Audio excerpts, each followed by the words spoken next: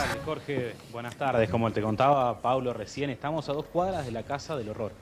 La casa allanada en las últimas horas, la casa donde esperan hacer algunas excavaciones más. Hicimos 2 cuadras porque hay toda una parte de la investigación que habla de cómo fue descartando los huesos este hombre. Por eso los vecinos hablan de que llegaba por la calle con carretillas y con esas carretillas venía hasta acá, hasta una zona donde hay un arroyo, donde ayer estuvieron rastrillando en donde encontraron más restos. Claro, el arroyo ahora está seco, tiene su pico de crecimiento en enero.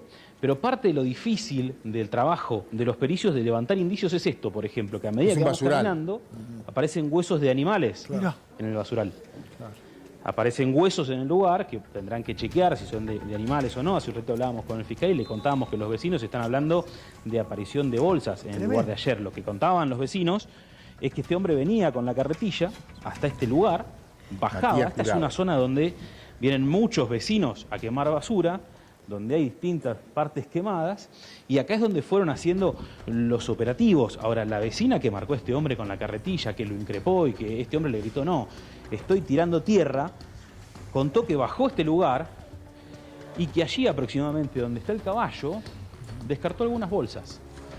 Y hasta ese lugar, estuvieron ayer y se llevaron restos. Se llevaron restos para analizar, restos que van a ir peritando en las próximas horas. Hay todo un trabajo de pericias que se va a hacer en Salta porque con el correr de las horas, Paulo te contaba, aparecieron 2 nombres más, que sumaban 7, pero anoche hubo una reunión en la zona, anoche hubo una reunión en la zona de la vieja terminal, donde muchos hombres que conocían a quienes están desaparecidos, dejaron un nombre nuevo en la causa, sería el número 8. Es un joven de 19 años que está desaparecido ya hace algunos meses y que sería el número 8 de esta investigación en una zona de, como te digo, hasta ahora, está todo seco, crece el agua a partir de noviembre, diciembre, con las lluvias. Se utiliza, hay mucho de agua. Y se utiliza como basural ese lugar. El que relata toda esta secuencia que habla de los asesinatos, utiliza la palabra descuartizamiento, es un chico de 16 años, con la mamá en situación de calle, que ayer no nos explicamos por qué vive ahí. Porque solo tiene la mamá, es sobrino del presunto asesino, de Matías Jurado. La mamá está en situación de calle, con una adicción, y no tiene otro lugar donde vivir. Pero también está el abuelo, que también vive en el lugar, pero con una adicción severa al alcohol. Y ese nene es el que señala el cementerio improvisado en la casa donde él vivía y este lugar en donde iba descartando los huesos, ¿no? Claro, ese nene señala el lugar. En la casa van a esperar unos georradares y un equipo especializado para hacer un operativo. Pero ha quedado en la casa, si usted tiene la posibilidad de ver las imágenes de dron de esta mañana del lugar, ha quedado la carretilla que es clave a esta altura para los investigadores y donde harán pericias también en busca de manchas de sangre y en ver si pueden obtener algún tipo de rastro para hacer pericias de ADN. Porque entienden que esa es la carretilla que utilizaba no solo para venir hasta este arroyo a 2 cuadras, sino hasta otro basural, a unas 4 cuadras hacia el otro sector, donde también fue descartando bolsas y fue haciendo fogatas improvisadas, fogatas que es con la que entienden los investigadores hacía desaparecer la mayor cantidad del cuerpo.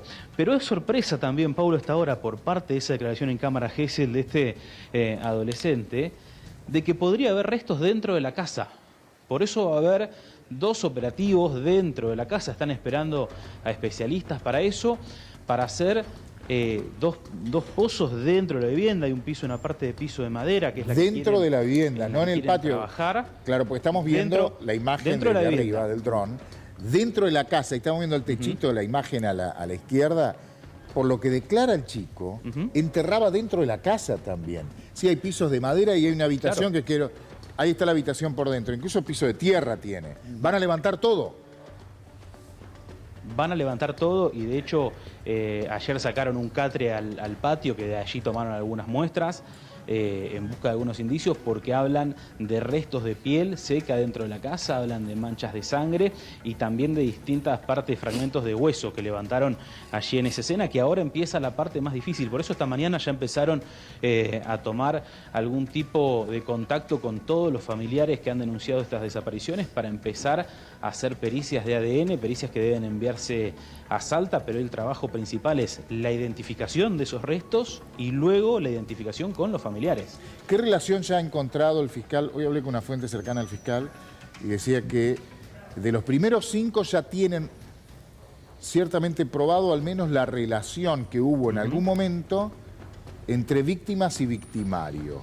¿Qué es lo que se sabe? Los 2 últimos están los videos, concretamente, porque iban en remis, lo subía y lo llevaba. ¿Y de los otros sabe algo? Hay un video más de una persona que, mirá, no está en la lista, pero es una persona desaparecida el 1 de enero.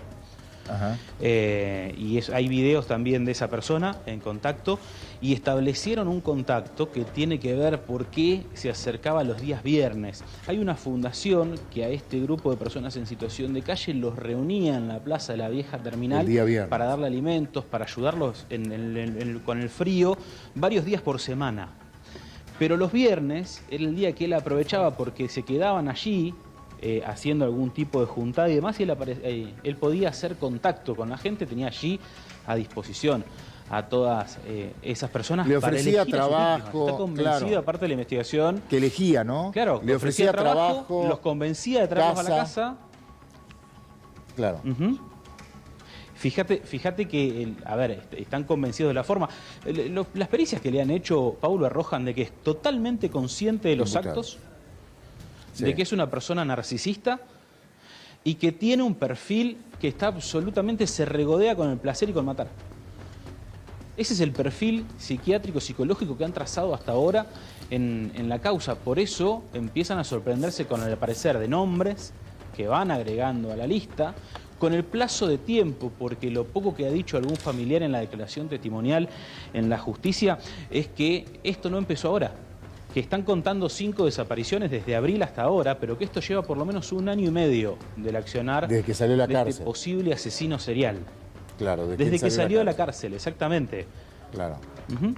Y aparte todos los vecinos hablan. Vos sabés que todos los vecinos con muchísimo miedo hablan de que era una persona que vos pasabas por la vereda haciendo ruido con la moto o con el auto y salía machete en mano a encararte.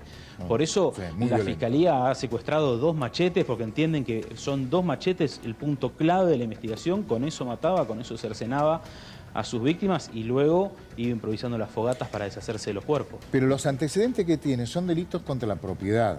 Afanos, era ladrón. Sí, hoy nos contó en una nota el fiscal que surge que hubo una causa en la que estuvo acusado por homicidio con otros coimputados y él fue absuelto en esa causa de homicidio. Sí tiene condenas por distintos tipos de robo. La última purgó la condena y salió hace 1 año y medio. Por eso la investigación arranca en ese momento, aunque por ahora solo tienen de estos últimos meses hechos investigados. Y la explicación que vos dabas de los viernes es la explicación que están encontrando los policías en el lugar del trabajo de campo. Nos preguntamos, ¿por qué los viernes? ¿Por qué los viernes? Hay una fundación que ayuda a gente en situación de calle, en la zona de la Terminal Vieja, se conoce ahí en Jujuy, y que los viernes se juntaban y se quedaban. Y él aparentemente, el acusado, este tal Matías Jurado, se presentaba como un asistente de esta fundación, llevando ideas. Mira, tengo trabajo, yo te voy a dar un lugar donde te puedas quedar, tengo un buen trabajo para vos. Y cada tanto captaba a alguna víctima que la subía a un remis y la llevaba a su casa, ahí en Altos del Comedero. De acuerdo a la investigación, los mataba, abusaba, los mataba, los descuartizaba, quemaba los restos y los diseminaba por el lugar, incluso enterrándolo debajo de la propia casa. Lo mismo, de acuerdo a lo que consta en la historia, que hacía el asesino serial Jeffrey Dahmer y el otro también, John Wayne Gacy, el payaso Pogo, hacía exactamente lo mismo. Abusos, asesinatos, descuartizamiento y enterramiento en la propia casa cuando podían, cuando tenían lugar para enterrar.